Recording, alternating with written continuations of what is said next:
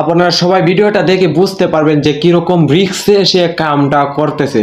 মানে সে ধান মারাইতেছে লরি গাড়ি দিয়ে, লরি গাড়ি ইঞ্জিন দিয়ে।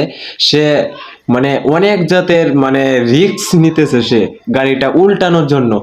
এসব ড্রাইভারদের মনটা কয় মানে গাড়ি থেকে লাত্তি মেরে ফেলানোর জন্য, বুঝছেন? গাড়ি থেকে লাত্তি মাইরে ফালায় দেয়। মানে সে অনেক চেষ্টা করতেছে গাড়িটা উল্টানোর জন্য।